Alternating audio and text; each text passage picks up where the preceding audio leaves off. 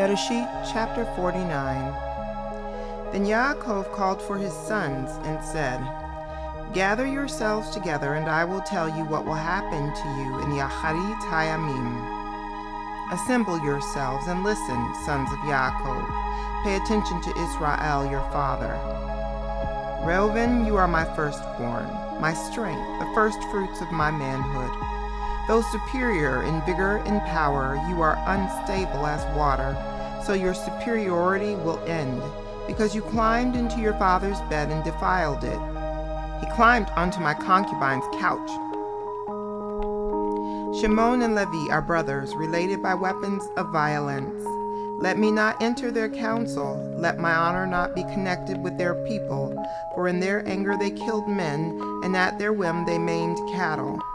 Cursed be their anger, for it has been fierce, their fury, for it has been cruel. I will divide them in Yaakov and scatter them in Israel. Yehuda, your brothers will acknowledge you. Your hand will be on the neck of your enemies. Your father's sons will bow down before you. Yehuda is a lion's cub. My son, you stand over the prey.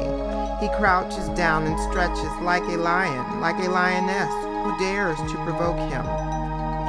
The scepter will not pass from Yehuda, nor the ruler's staff from between his legs, until he comes to whom obedience belongs.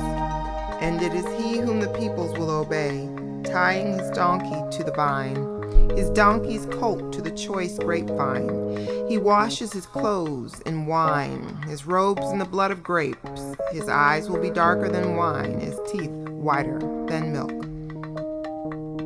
Zebulun will live at the seashore, with ships anchoring along his coast and his border at Zidon. Issachar is a strong donkey lying down in the sheep sheds. On seeing how good is settled life and how pleasant the country, he will bend his back to the burden and submit to forced labor. Dan will judge his people. Dan will judge his people as one of the tribes of Israel. Dan will be a viper on the road, a horned snake in the path that bites the horse's heels so its rider falls off backward. I wait for your deliverance, Yehovah. God, a troop will troop on him, but he will troop on their heel. Asher's food is rich. He will provide food fit for a king. Naphtali is a doe set free that bears beautiful fawns. Yosef is a fruitful plant by a spring with branches climbing over the wall.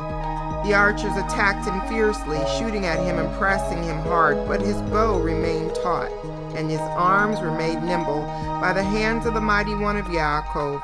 From the shepherd, the stone of Israel, by the God of your father who will help you, by El Shaddai who will bless you with blessings from heaven above.